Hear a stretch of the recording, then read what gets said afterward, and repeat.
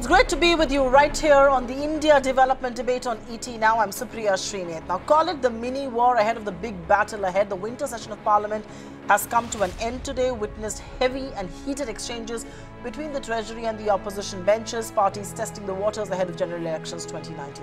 Without doubt, the highlight of the session is the quota, what many people call masterstroke by the Modi government, which caught the opposition parties and even its own allies completely off guard. But many see this as a desperate attempt by Modi's team to build political capital at a time when signs from the hinterland are far from encouraging. The Congress, on the other hand, may have won the perception battle thanks to the ruckus over Rafale. With an eye on the Muslim women votes, the government pushed through the anti-triple talaq bill in Lok Sabha, although it is yet to get the green light from the Rajya Sabha. Same is the fate of the citizenship bill and the reservation bill for the economically weaker sections.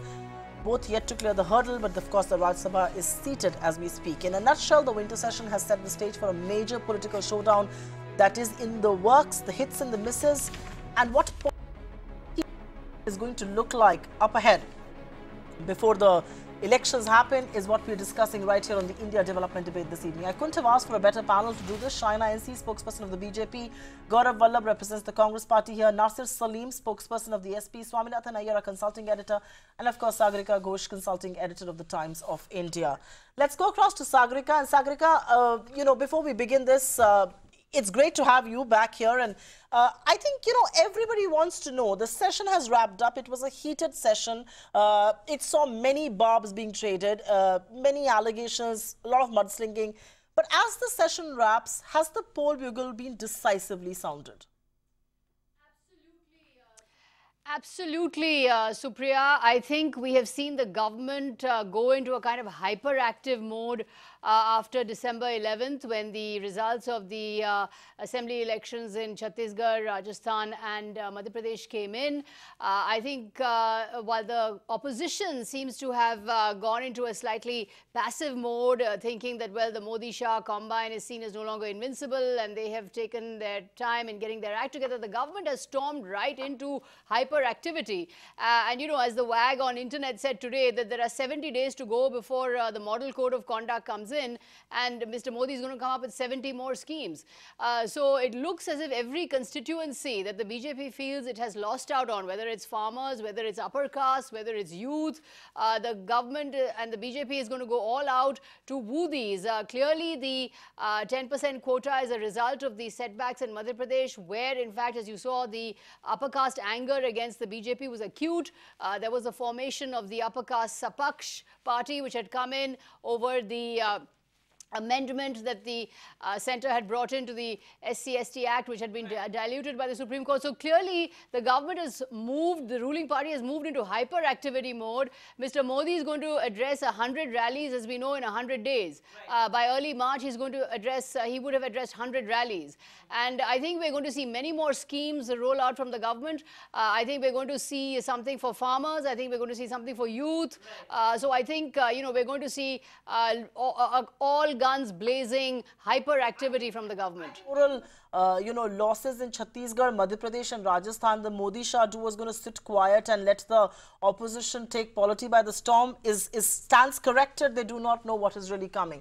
But let me take this across to Gaurav Vallabh. I usually go with the Treasury benches, but this is a question that I think the opposition should answer. Gaurav, 10% quota was a last-minute attempt, which many call by a very desperate-looking government to consolidate the upper caste votes. It has also been said on this very show that perhaps from now to elections, this is going to be the best season for many of the worst decisions. Be that as it may. Has the opposition, meanwhile, been outfoxed on this one? Have you been taken completely by surprise, caught napping? There is no surprise, Supriya. In fact, in principle, we had favored, and it's our long pending demand. We were trying to do that, and government is saying that we had consulted all legal angles. We had various concerns, but in principle we agree. But Supriya, the major issue is that what is the 100% of zero, or what is the 10% of zero, or what is the 30% of zero? It is zero. There is a negative growth in jobs and employment. In last 1 year, 1 crore 12 lakh people had lost their job, and you are giving another jumla that you have 10%. Second thing, for 4 years, 9 months, you were busy to help Nirav Modi and Mehul Choksi to settle abroad. You were doing a scam called as demonetization. You were implementing a wrong way of implementing GST. Just 90 days before, all Divyagyan came to you that for 90 days before we will just please the general category by giving 10% reservation. My basic two questions are there. Okay. Tell me, Supriya. No, Gaurav, give me a minute. Let's not jump to Nirav Modi and jobs, because these are questions that I will ask. No, I'm saying let's not jump to Nirav Modi and jobs. These are counter questions that I will put forward to the panel. 1 second. My only request to this panel is let's keep our answers brief so that I can cover a lot of ground. I don't like to interject in answers. That is not what we want to do here at ET Now. So give me a minute. Let me get in Shaina NC on this, and I will come back to you, Gaurav Vallabh. Shaina NC, while there are people within your party who believe, I think Ravi Shankar Prasad said it in so many words on the floor of the House, Chakka is slog overs ka. People believe this is a masterstroke, politically speaking. But guess what? Permanent reservation for what may be a temporary poverty situation is not the answer. I mean, one may not stay below 8 lakh rupees all their life, but they may be serving a government job forever. And the question is, wasn't Manrega precisely the tool to address poverty instead of actually having reservations of this kind in jobs?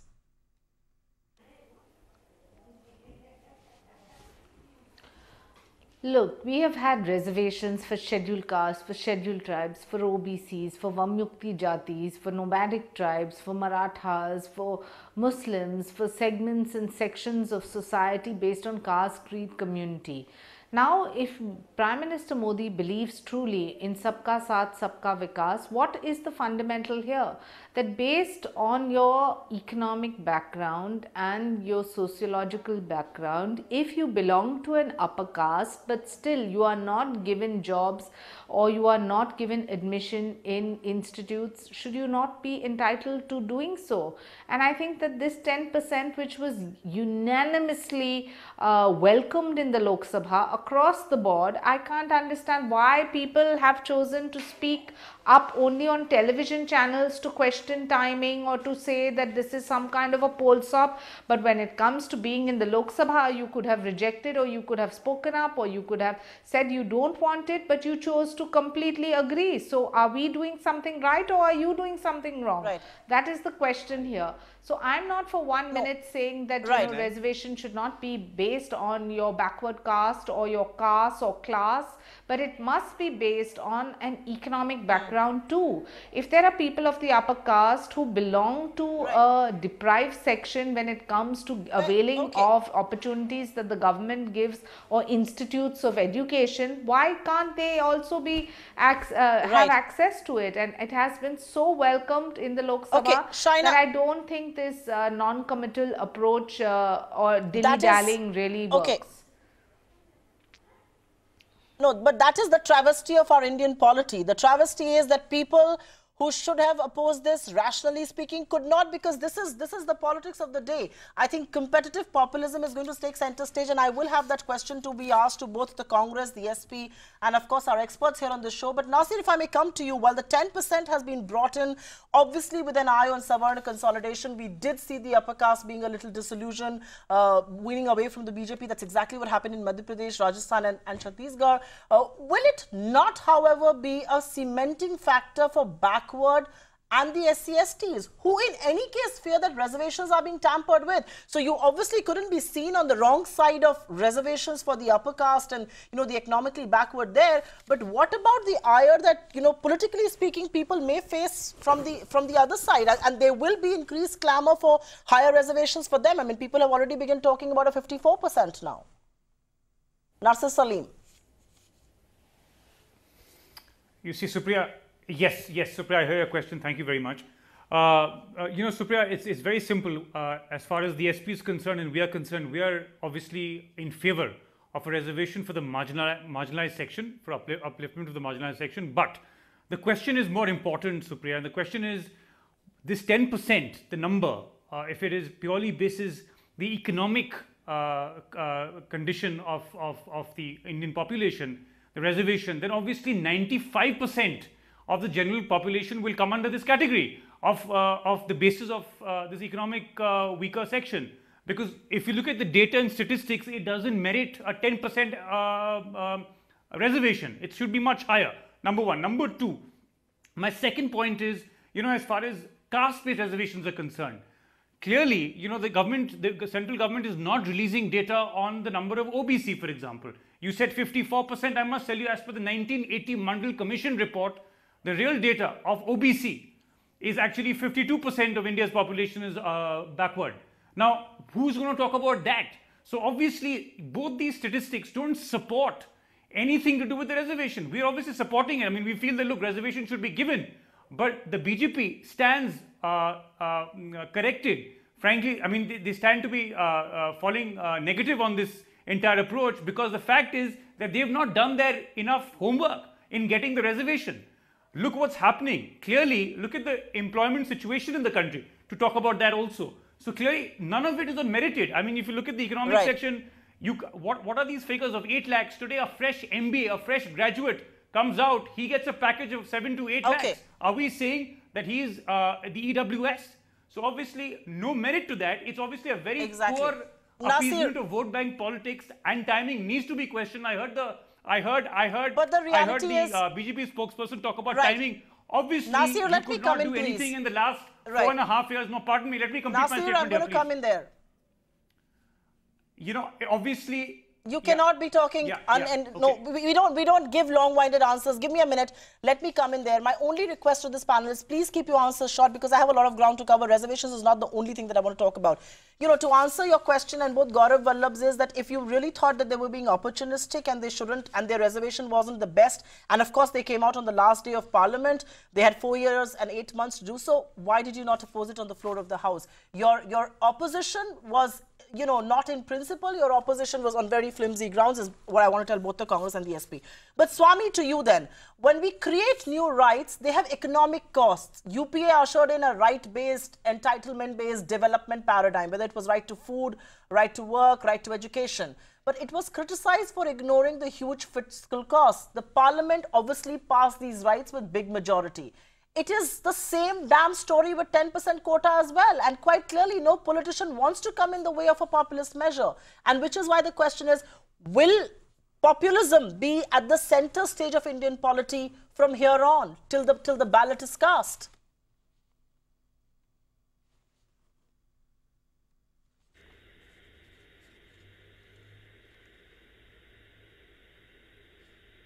Swami?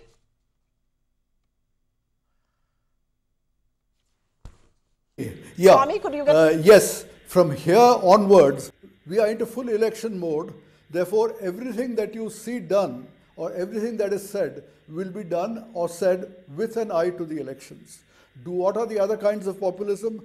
I expect some kind of basic income, some kind of basic financial support to all poor people, especially in rural areas, as one of the planks. Will there be something on the Ram Mandir? I say yes, there may well be something on the Ram Mandir. Might there be something on pensions, on some of these other issues which will cut across and appeal to voters? Yes, there may be on all these issues. Some of them, you can say there's a rationale. The pension, you could say, is very small, let it be bigger.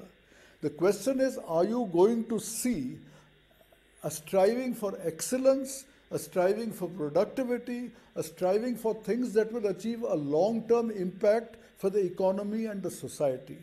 That is what is in jeopardy when you get into this populist mode at this particular point of time. There is a budget coming up. I don't know how many of these things will be in the budget, but many of them, obviously, like a Ram Mandir thing, would be outside the budget. The budget itself, I'm sure, might well say something about some form of universal support for poor people or people in rural areas. Provided this is within your fiscal ability, your physical headroom, that is just fine. It is the job of a budget to stretch out and help various people. The question is this going to be at the cost of investment? Is it going to be at the cost of long-term incentives? Is it going to be at the cost of infrastructure? That is where the danger arises. And we need to be sure that whatever election promises may be made, they should not come in the way of long-term proper investment, especially in infrastructure and in human capital. Whatever problems we have, they are not going to be solved long term by things like the Ram Mandir or by caste reservation or by low income reservation. No, that's putting it rather well, but I'm going to really take it to what the show should have started with. I started with reservations because that is really the talking point of the day. But Sagarika, to you, 6 months back, you know, people say a year. I think 6 months back, it was Mr. Modi's election to lose. His second term was almost a given. And that is what the narrative was. Has the contest opened wide right now? I think so, Supriya. I think, you know, as you rightly say, 6 months ago, Kaun Banega Pradhan Mantri was a done deal. There was no question about it. It was going to be Mr. Modi. The BJP would come back. But I think now, you know, as the weather, as the temperature in North India is falling, the political temperature is only rising. So I think at this moment in time, the game is actually wide open because of the results that have come in from Madhya Pradesh, Chhattisgarh and Rajasthan.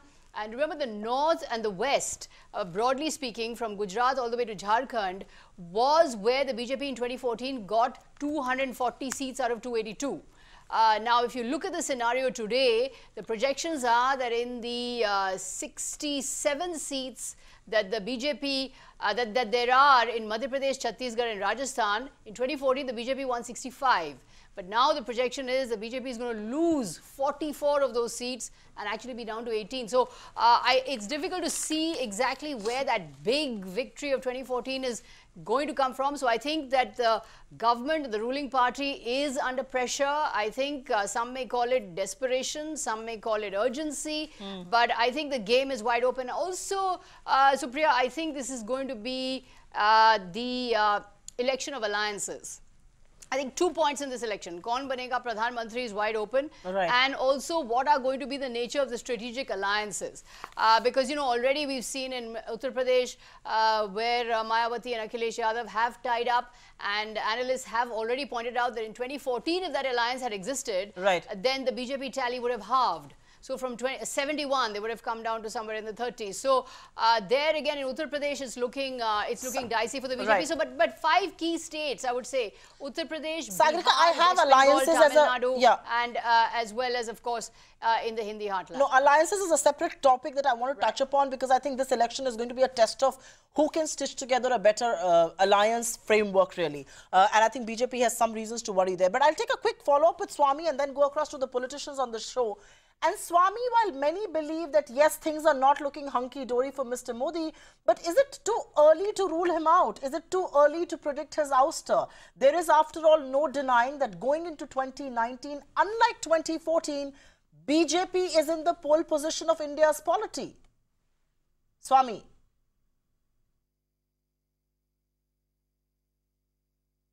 I would say that Modi has a 50-50 chance of coming back. Yes, there are some headwinds against him, and yet there are positives. When I go around at the election time and ask people whom they're going to vote for in the state elections, many people who are voting for some other party in the state election nevertheless said, but in the general election, we will vote for Modi. So Modi is clearer, much more popular than his own party. Therefore, to look at the BJP's reversals in the central Indian states, the BJP's reversals in the by-elections in UP, don't take them at face value, because those were local state phenomena. When at the general election, it is portrayed as Modi versus Rahul Gandhi. Frankly, the equation changes significantly. So I would say I would expect the BJP to do much better in the general election than it has done in the state elections or in some of the by-elections. Nevertheless, it will surely lose ground. Surely the NDA will fall short of an absolute majority and will have to look for additional partners. Will it find them? It depends on how far down it is. If the NDA is down to 200, then perhaps it would be difficult for them to cobble together a coalition. Suppose the NDA has 230. Would they be able to get another 40? I think it's conceivable. So I do not think the BJP has any chance of coming back entirely on its own, but it has a decent chance of cobbling together a post-election coalition. And I think many of the people who are currently appear to be against the BJP The new reality after the elections, do not be surprised if some of them join the BJP. This, after all, happened, if you remember, back in 1998, when people like George Fernandez, of all people, who were dead anti-BJP, joined the BJP into an NDA coalition. All kinds of things happen when power is within handshaking distance. So yes, Modi is going to suffer some setbacks. I would still give him a 50% chance. Okay, because we are talking about a 50% chance, it's only fair I go to Shaina. And Shaina, how do the numbers stack up? I mean, there are people in your party who just turn around and say, we'll get 300. It amuses me because there is no way on earth you can get 300. Going by pure arithmetic and beyond the rhetoric, one sees you down 100-odd seats in the north. I mean, Sagarika spoke about this, Swami spoke about this. You look at simple arithmetic. Where will the seats come from? You've got to get those seats in the north. You obviously can't max the seats that you got in Rajasthan. You can't repeat 73 in UP. You haven't been able to make the strides in the south. Most states that the Congress has won right now, which is Chhattisgarh, Madhya Pradesh, Rajasthan, actually vote on a very similar pattern in the general elections like they do in the assembly. How do the numbers stack up? And are you prepared to run a coalition government?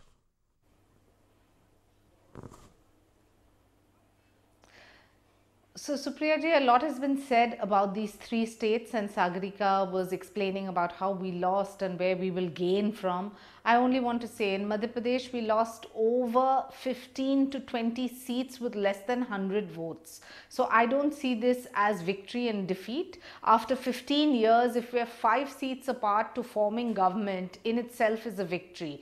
Likewise, in Rajasthan, where people rubbished us and said that, you won't even get 50 seats, we gave a good fight, and we are known to dissect. Then please dissect which candidates lost by how much. So if you're only looking at victory and defeat, yes, Chhattisgarh, after 15 years, of course, there'll be an anti-incumbency in any part of the country. It's only probable that people want to give some kind of a change. But when it comes to general elections, Prime Minister Modi is a force to reckon with, not because he is the Prime Minister currently, but because of his charisma, his hard work, the policies that have percolated down to the poorest of poor. If through Ujjwala we have reached 6 crore homes, Mudra banking, pension schemes, insurance schemes, Beti Bachao, Beti Padhao, Swachh Bharat Abhiyan, these are not just talking points. These have delivered at every single level in individual lives of people.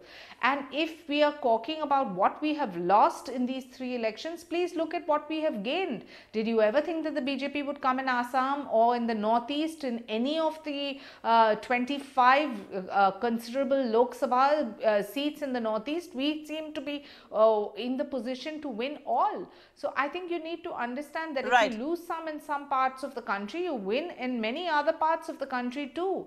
And if you feel that Karnataka is something to go by, please look at the absolute chaos in that state for people to realize that they would vote for Prime Minister Modi vis-a-vis a so-called Mahagathbandhan, which is only strange bedfellows who are coming together for the lust of power. Okay. I don't know what you would say with your alliances with PDP and AGP in Assam and Jammu and Kashmir. So I don't know. Strange bedfellows, I think, is a reality of politics, and every politician must make their peace with it. But let me take this across to Gaurav Vallabh. And, I may disagree with parts of what Shaina say. I agree with one part of it, that Mr. Modi has the ability, he obviously has a stature higher than that of his party. I think Swami made that point, that he's far more popular than his party is. And aren't you then wary that the margin of victory, which wasn't very high, whether it was Rajasthan or Madhya Pradesh, Mr. Modi can still be a very decisive swing factor there. And those states may actually gobble up results contrary to what they have done in the past. Gaurav Vallabh. Supriya, just I'm sharing few data. In Rajasthan, they were having 163 MLAs, came down to 73. So they lost 90 MLAs. In Madhya Pradesh, from 154, they came down to 109. So they lost around 54 MLAs in Madhya Pradesh. In Chhattisgarh, from 49 to 15. But still they are saying we had done very well. I would like to congratulate that they should be in the same fool's paradise, continue there. And 2 things I am asking my friend from BJP, that Madam, Modi ji came to the power with 3 broad promises. What is the delivery? That 15 lakh rupees in each account.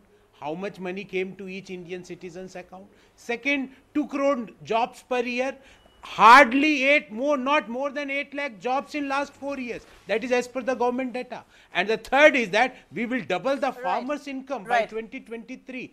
In the last 4 years, the farmers' growth is 1.9%. There is a severe rural distress. 35 farmers are committing suicide every 24 hours. But still you are saying, we are coming, we are coming. Supriya ma'am, people are looking for Modi ji. That let Modi ji come and we will show that what you had done for us. Okay. Gaurav Vallabh, I think let's not get carried away with data, because I think, you know, elections are also fought on very emotive issues. There is no denying that Mr. Modi is a crowd puller. I wonder if that crowd is now going to turn into votes like it did in 2014. But let me take this across to Nasir Salim. And Nasir, you and the BSP experimented by going alone and without the Congress in Madhya Pradesh and Rajasthan and you know, the other states that went to election, including Chhattisgarh. It didn't quite pay off, and now obviously we hear of this alliance that's been cemented between you and BSP in Uttar Pradesh. If you are really serious about defeating the BJP in UP, can you afford to keep a national party out of this dynamic?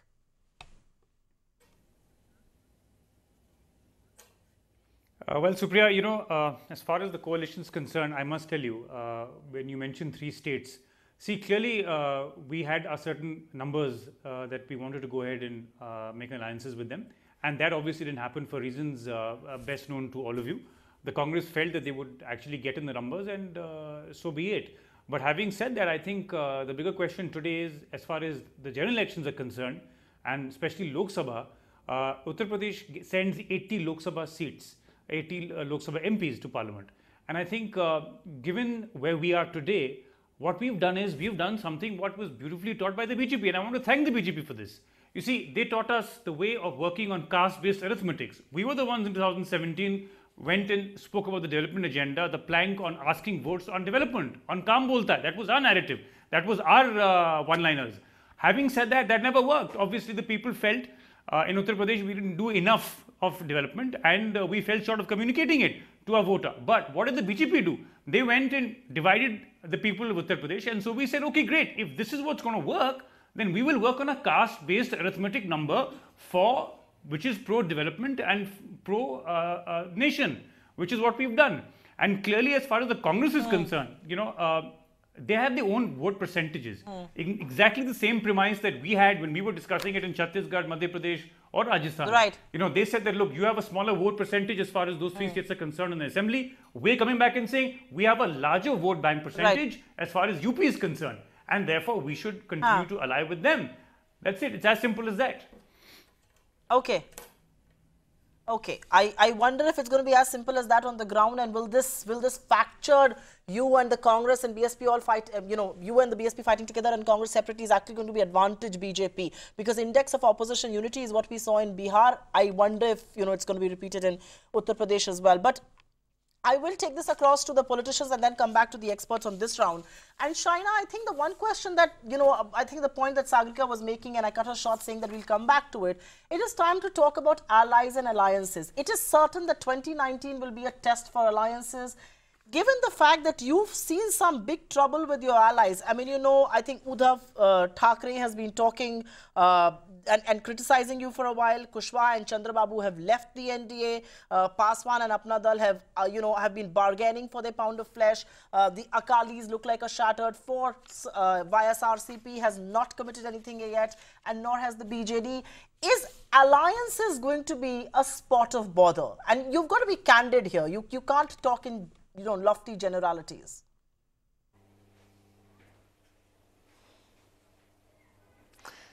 So for starters, what makes you think that we're going to be so relying on allies? Do you not think that Prime Minister Modi versus any other leader in this country will win, and win hands down? Because the people of this country are extremely intelligent. They don't want some khichdi sarkar which has no commonality when it comes to ideology or a vision plan for this country. So if you want to dissect and view currently who our allies are, whether it is Bihar, which is sealed and done with, or it is Maharashtra, which you are speculative about, and being my home state, let me assure you that things do change even on the eve of elections. So that is one. What makes you think we're not going to have a strong alliance in the south too? Looking at the way things are, obviously there is going to be many political parties, without my announcing names, in Tamil Nadu or in Telangana for that matter, even in Andhra Pradesh, which will want to align with Prime Minister Modi. Whether it is Orissa, where we will not just do better, but we will also have an alliance partner there too. And by the looks of it, in West Bengal, the BJP's performance is going to be phenomenal. So I think I've covered almost all parts of the country, and as I said earlier in my opening debate, that that 25 seats in the northeast is a huge chunk to add to the tally of the BJP as well. Now coming to Uttar Pradesh and all the speculation about caste and caste combination, I want to say please don't forget the general elections in Uttar Pradesh, where we crossed 300 odd seats, purely based on our vision plan of development for this country. People were not voting on the basis of caste, creed, culture. We were up by lakhs of votes in single assemblies where Dalits and Muslims alike voted for the BJP. So don't view this is an election where the caste combination has gotten together. I think the youth are only interested in development, women are only interested in equality, and we've been able to deliver on multiple accounts. Right. Can I come in, please? Right. Give me a minute. Yes, Nasir, I'm coming to you. Give me a minute, I'm coming to you for the next question. But Gaurav Vallabh, Nasir, I'm coming to you. I have a question for you on UP caste alliances. I will come to you. Gaurav Vallabh, I don't believe a chunk of what Shaira NC says on numbers coming and all of that, given my political understanding a little bit that I can claim of. But look at the Congress. The BJP is, talking about forging allies. It's doing seat sharing. It's willing to give away 5 odd seats in Bihar. You're from 22. It's willing to contest 17. What is the Congress doing? You are a mute spectator to what is happening between the SP and the BSP in Uttar Pradesh. And I speak about Uttar Pradesh not because I come from there, because it is a state that will be key to deciding India's political future. And where is the grand old party in that coalition?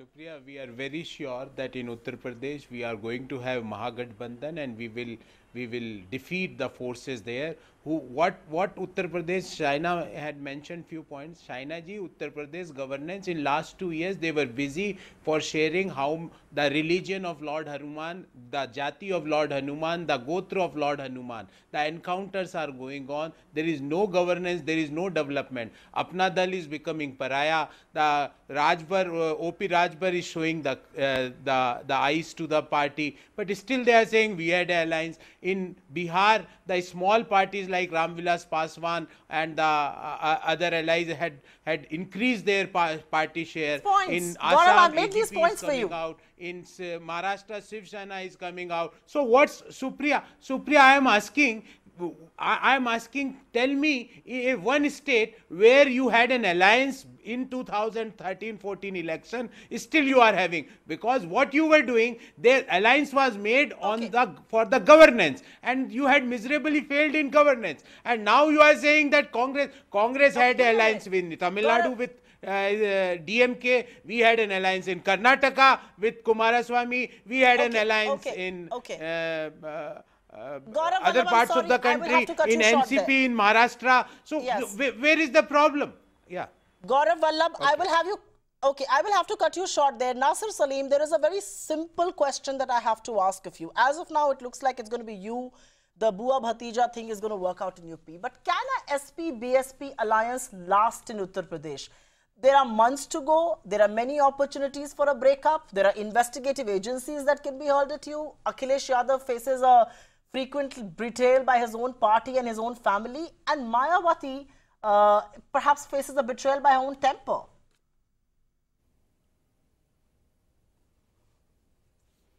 Supriya, I'll tell you clearly right now, the agenda is very simple. We want to get rid of the BJP in Uttar Pradesh, and more so for the nation at large, because we feel that the BJP has failed on its large promises of 2014. And this is what we keep reminding our voters, the media, and everybody around us.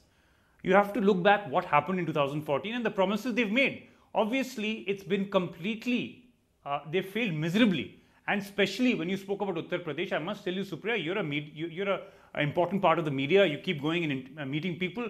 Please go with us, come with us with your teams, And look what's happening as far as law and order, farmer distress, basic social fabric. Everything today is packed up. Not a single project has been successfully been implemented by them. It's only our government, our vision work, whether it is the metros, whether it is the expressways, whether it is multiple projects that we did on infrastructure, on electricity power generation. We were actually very effectively doing a lot of good work in Uttar Pradesh, and all that the Chief Minister has been doing since the last 2 years has been going and cutting ribbons of our projects. So obviously, right now the agenda we've heard that. We've heard that. What we will do with the alliance. The alliance is going to stick, let me tell you. Okay, Nasir. Yeah. Okay. Nasir, I get the point there. The alliance is going to stick, but I will have to take a quick breather here. I'm going to come back and put the spotlight with the experts on the show, because to Sagarika, I think she's somebody who understands the well-oiled political machinery of the BJP, and to Swami, I'm going to put forward questions about, if not Mr. Modi, could there be a possibility of someone else in the NDA?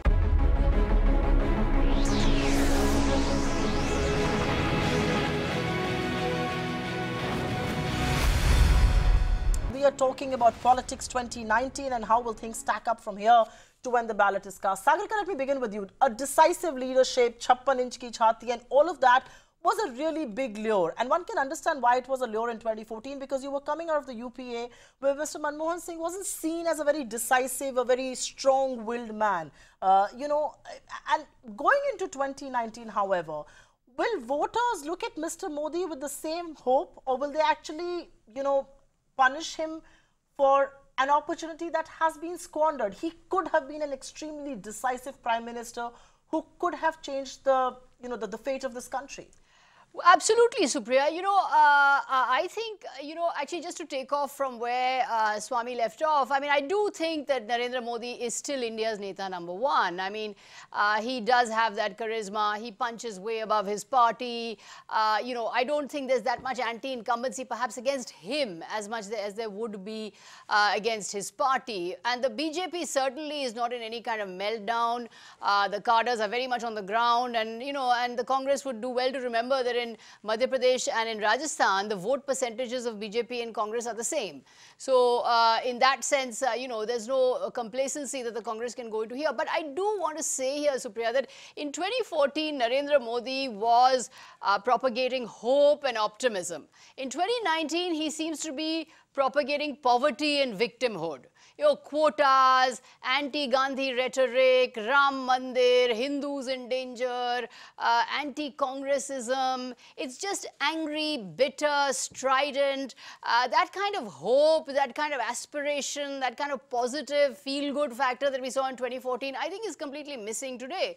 Having said that, I think Mr. Modi is going to try and make this a presidential type election. I think he's going to try and make it about himself. I think the Namdar versus Kamdar, himself as Kamdar, Rahul as Namdar, himself as the doer, the personality of Narendra Modi is going to be to the fore. And I think that's exactly what the Congress and the opposition want to avoid. They want to make it 543 local elections so that the local anti-incumbency is high. And it is not a Modi versus Rahul battle, because obviously there the Congress cannot win. But I do think that the personality of Narendra Modi, while it is still potent, while it is still charismatic, has certainly taken a bit of a beating, because his messaging now is negative.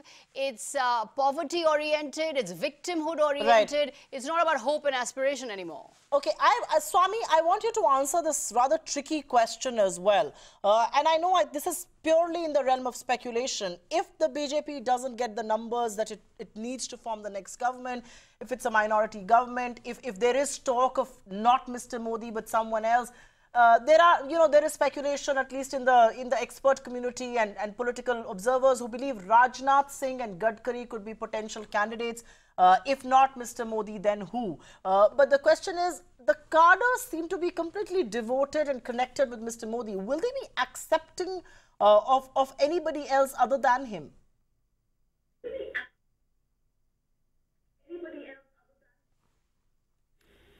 I think most of the pro-Gadkari or pro-Rajnath stuff is propaganda, it's wishful thinking. What is definitely true is that Modi has been seen as such an abrasive character that he is not giving enough respect, not enough bhav to a large number of the other allies, some of whom say, well, you know, if we support the BJP, let it be anybody but Modi. So that may be a sentiment among the allies. But within the BJP, let's face it, Modi is the heart and soul of the BJP. What was the party earlier on in 2009 without him? It was in very bad shape. The difference between 2009 and 2014 is significantly Narendra Modi. So, you know, when the man is the core of the party, the idea that they will somehow ditch the core of the party and just for power they will say, let Gadkari or Rajnath Singh come along, this seems to me unrealistic. I do not think it will happen. I think if you have a situation where the allies say, we will support the BJP provided you dump Modi, the party will say, in that case, we are happy to sit in the opposition. We will wait for 1 or 2 years, you guys will collapse, and then we will come back. I think rather than say, let us have a coalition government headed by Gadkari, they will say it is better to sit in opposition. Right. Fair point. Nasir Salim, I think it's only fair that I ask you this question. I think more potent than asking, if not Mr. Modi, who, it's perhaps more potent to ask, you know, who across the political aisle, who across the political spectrum, who could be the binding factor. And the SP has been extremely non-committal as far as, you know, the claims of Stalin and Chandrababu Naidu and all of those people are concerned. You don't seem to be very accepting of Rahul Gandhi. So one wonders, what do you have to offer on the other end of the political spectrum? People vote for a prime minister. Who is your candidate? Supriya, I think, you know, we've said this multiple times. As far as the SP is concerned, you know, our first endeavor is to ensure that we get a new prime minister. And in this great set of leaderships that we have across the nation, there'll be many number of people who can be chosen. Obviously, that question we will leave to rest for now, simply because let's work on the agenda of getting the current dispensation out, and that is what the need of the hour is. There are enough number of people. We are non-committal because we still feel that the opportunity right now is large to ensure that the right government comes in. A government which doesn't fall on its promises, a government which ensures that there is development, a government which ensures that they are pro-farmer, they are pro you know, industry, they are pro social fabric of the nation needs to be protected, who want to protect the constitution of the nation. That is the need of the hour, Supriya. And as far as the name is coming out, you know, we can discuss innumerable number of names, but that's of no consequence at the moment, simply because there is a huge potential. There is a huge set of leadership that India can get. It's not only Modi ji. So why do we keep talking about this entire Modi, you know, fanatics basically? I mean, it borders psychophancy. I'm sorry. Okay, I'm not a sycophant and I don't talk about it, but I think it's a question that voters will ask of you. We've got a Mr. Modi to vote for on this side of the political spectrum. Who are you offering? But nonetheless, Gaurav Vallabh, one of the questions before I go across to Shaina and see that I want to ask you is, and obviously your party is hugely obsessed with it, you're making a big deal out of it, your party president is doing press conferences on this, Rafale. It has obviously taken center stage as far as your political discourse is concerned. But is this really an electoral issue? We spoke to a lot of people in Madhya Pradesh and Rajasthan and Chhattisgarh. It wasn't quite resonating on the ground. Are you prepared to make it an electoral issue? Because that could be a risky bet. See, there are three issues. First thing, why not an electoral issue? There is a clear cut, people can see a big corruption had happened there, and when we ask for corruption, government say we are not having any corruption, then we say have a JPC, then they are running from JPC. The entire country is seeing this drama. Second thing, our second important election issue is the employment. Employment, how we are going to create, how we are going to have an employment, that is the second thing. And third thing is the rural distress. That is the third issue, the positive third issue which we are going to carry forward. So what I want to convey, that people and voters are fed up hearing rhetorics of Man Ki Baat. Now we require someone who can hear the Dil Ki Baat of the voter. because Prime Minister is busy in sharing his Man Ki Baat. We had enough of Man Ki Baat the country had seen, but no delivery, only jumla and rhetorics of Man Ki Baat. We want delivery, we want jobs. You had damaged the job, you had damaged the MSME sector because of GST and the demonetization. So we are going to come out with a positive issue. We will plan for a GST 2.0 version. Yeah. Okay. Gaurav Vallabh, give me a minute. I think the Man Ki Baat jumla that you talk about, I think India was accepting of it because your Prime Minister never really spoke. This one perhaps is on an overdrive, but your Prime Minister never really spoke, so India was prepared to listen to its Prime Minister. Anyways, let me take this across to Shaina. And Shaina, on Rafale, you know, your defense of Rafale, and some people will agree with you, some may disagree. But I think most of us will say that your defense of Rafale has left many wondering that in an attempt to claim secrecy on issues, have you left a lot of people speculate, what are you hiding? And in hindsight, did you underestimate the damage this could have caused?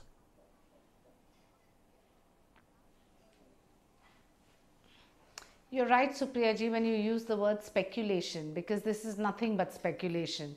The Supreme Court of this country says that there is no question of any commercial favoritism. You have the CEO of Dassault on an interview saying that the offset clause is something that they chose not to work with HAL and they chose to work with another partner. There is not even an iota of corruption. And please understand, whilst the Congress party asks about this issue, maybe they should look back into their history and see how many middlemen and brokers were so corrupt and manipulated the entire system. Michelle has testified, whether it's Augusta, whether it's Bofors, or whether it is all their dealings. Here you have had not an iota of corruption, only speculation. So let's not get into that. Then Mr. Gauravji raised two other issues. One about farmer distress. Do understand, this is the first time we are not only giving loan waivers, because that is only immediate relief, but ensuring that their lives are empowered through better irrigation, soil crops, better urea, better fertilizers, better irrigated land, and doing away with the middleman. And the third issue that everyone tom-toms about, employment, I don't think people have bothered to check what is the data in the public domain and what is the unofficial, unorganized sector where people are also working and earning. So I want to just refute all these three particular points raised on every single debate and say, for the first time in the history of India, you have an honest, hardworking, non-corrupt Prime Minister. Please name me one or two candidates that would be your unanimous consensus candidate on the other side. Shaina and Supriya, as far as the jobs is concerned, let not the one second. Let's not let the job data debate overtake the joblessness debate. But I've got time for just two last questions, and I'm sorry, I'm going to go across to experts for this. Please keep it very brief, Sagarika and Swami. And Sagarika, I will have to speak to you about the factor that is new to elections 2019, and that is the emergence of Rahul Gandhi. It has been said before, we have discussed this time and again, and then, you know, it completely fizzles out. The difference, I think, this time around is that he's got electoral success to back that emergence. And, you know, is he finally a force to reckon with? Can he realistically take on a well-oiled political machinery of Shah and Modi? He certainly can't be dismissed anymore, at least so to say. Absolutely. I think that, Rahul Gandhi comes of age is a headline we've been, recycling over the last decade. So, if he hasn't come of age now, then, I don't know when. But yes, you're absolutely right. Three important electoral victories now under his belt, and I think he's playing quite a good strategic game here. I think what he's doing is playing down his own ambitions. He's not saying he wants to become Prime Minister. He realizes that the Congress party is at 44 seats. It's in no position to be over ambitious. I think he's trying to be the sort of anti-Modi, the counter to Modi. He's trying to be the softer, nicer, the feel-good guy, the bridge-building guy, the guy who talks to the press, who's open to people. And I think he's trying to use Rafale to constantly chip away at this aura of incorruptibility that exists around Mr. Narendra Modi. So this Chaukidar Chor hai, this constant sloganeering or directly pointing at Narendra Modi is precisely trying to chip away at the aura that Mr. Modi apparently has with the voters. So I think Rahul Gandhi is playing a good, a better strategic game than he has of late. I think that, but whether or not here the Congress remains a magnet for the regional parties, whether it remains a magnet for the coalition, possible coalition partners, that has to be seen. The Congress at this moment is better placed than the BJP, I have to say, Supriya, because for the BJP, apart from the JDU in Bihar and the Punjab, the Akalis in Punjab, it really doesn't look as if it has any allies. Fair point. I will have to take a quick last question to Swami and then close this. And Swami, while all of us realistically should believe that the Mahagathbandhan is not going to be a pan-India phenomena. Obviously, that's not sustainable. It will be formed in states. And is that the best bet for the opposition to take on Mr. Modi? Involve him in duels in states and not let this be a presidential contest, which, the BJP would want it to be, and the Congress risks this becoming.